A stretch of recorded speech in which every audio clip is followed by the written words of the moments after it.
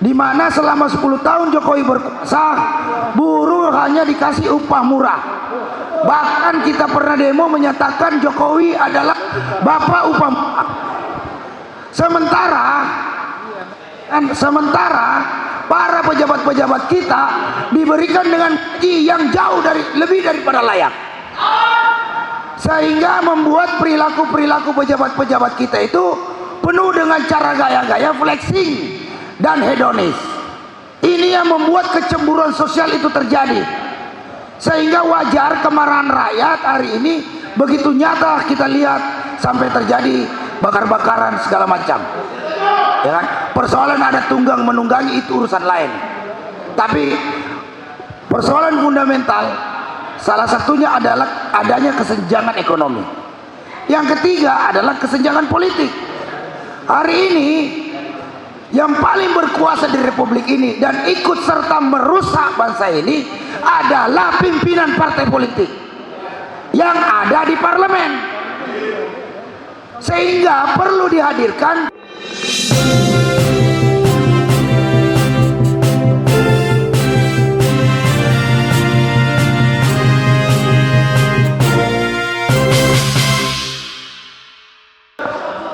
ini masuk tema cukup serius nih. Ini salah satu tema tadi setelah tim perunding. Ini yang cukup penting yang harus teman-teman sebagai pimpinan nasional hari ini hadir di sini untuk bisa kita mengambil sikap persoalan yang dihadapi bangsa hari ini. Hari ini sudah terjadi pelemahan di berbagai sektor. Saya kasih pengantar dulu ya, biar teman-teman bisa. Pelemahan itu dari sisi sektor, pelemahan dari sisi sektor hukum, mana persoalan hukum ketidakadilan yang hari ini membuat kondisi bangsa ini, peristiwa besar kemarin itu diadopsi atas ketidakadilan yang dirasakan oleh rakyat Indonesia hari ini, saudara-saudara. Ya kan? Yang kedua adalah kesenjangan di bidang ekonomi. Kesenjangan ekonomi yang terjadi hari ini, di mana selama 10 tahun Jokowi berkuasa, buruh hanya dikasih upah murah. Bahkan kita pernah demo menyatakan Jokowi adalah bapak upah murah. Sementara para pejabat-pejabat kita diberikan dengan gaji yang jauh lebih daripada layak, sehingga membuat perilaku pejabat-pejabat kita itu penuh dengan cara gaya-gaya flexing dan hedonis. Ini yang membuat kecemburuan sosial itu terjadi, sehingga wajar kemarahan rakyat hari ini begitu nyata kita lihat sampai terjadi bakar-bakaran segala macam. Ya kan? Persoalan ada tunggang menunggangi itu urusan lain, tapi persoalan fundamental salah satunya adalah adanya kesenjangan ekonomi. Yang ketiga adalah kesenjangan politik.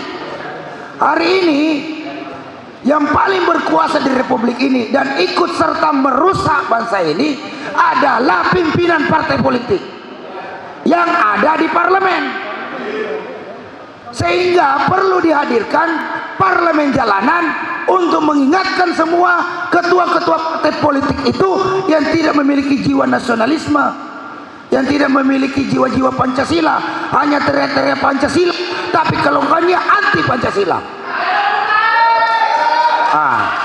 Ya kan? Nah, kita harus ini pengantar aja sebelum nanti teman-teman mengeksplor lebih jauh, karena yang di hadapan saya ini orang hebat semua, provokator semua. Ya kan? Jadi jangan cuma saya dituduh provokator karena ini lain. Ya kan? Jadi maka dari itu ini yang perlu kita ingatkan, bahwa ada di sini biang kerok adalah pimpinan partai politik yang tidak bertanggung jawab terhadap konstitusi. Nah, yang ketiga yang kita minta adalah sikap daripada Presiden Prabowo untuk menjawab persoalan yang menjadi tuntutan rakyat hari ini dalam tempo yang sesingkat-singkatnya. Yang dituntut rakyat adalah keadilan, ya kan? Banyak menteri-menterinya yang bermasalah, penjahat jadi pejabat, pasti negara hancur. Itu sudah jelas.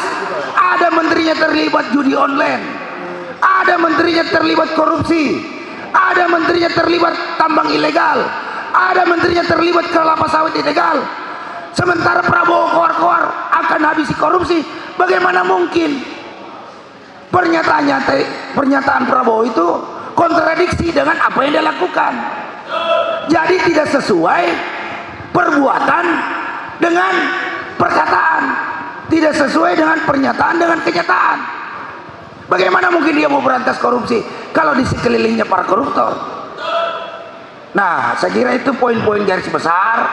Masalah waktu saya tawarkan, saya usulkan kita turun aksi tanggal 10 September.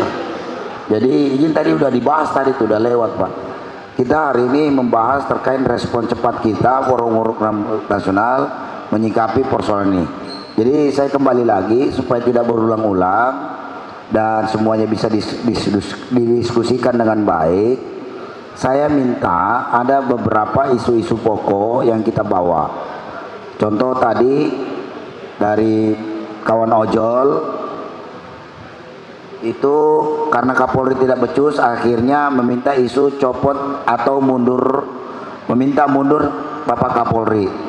Kemudian yang kedua adalah reformasi Polri, Kejaksaan, DPR RI dan Kabinet Merah Putih.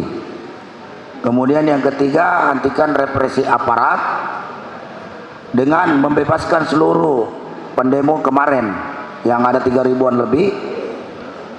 Yang keempat, turunkan pajak atau hapuskan pajak, ini tinggal disempurnakan aja. Dan kemudian yang kelima, sahkan RUU perampasan aset. Yang keenam adalah sahkan revisi undang-undang ketenagakerjaan yang sesuai dengan draft Forum Uruk Rembuk Nasional. Jadi masuk semua kan penyampaian ini. Sekaligus kita minta penegasan kepada pemerintah untuk benar-benar mau mendukung revisi undang-undang ketenagakerjaan. Walaupun kemarin sudah dia sampaikan ya, welcome terhadap mendorong agar semua partai politik segera menyelesaikan RUU ketenagakerjaan sampai sebelum akhir tahun 2026 sesuai dengan putusan MK. Itu. Ya, ini yang akan kita sampaikan. Mungkin ada masukan isu-isu lain agar supaya kita juga bisa merespon, karena masyarakat juga sedang menunggu kita ini. Di daerah sudah banyak yang bergerak dan sekarang tinggal di pusat. Nah, hari ini gerakan buruh sudah dimulai dari kawan-kawan gebrak. Nah, tinggal kita nih, Forum Uruk Rembuk Nasional.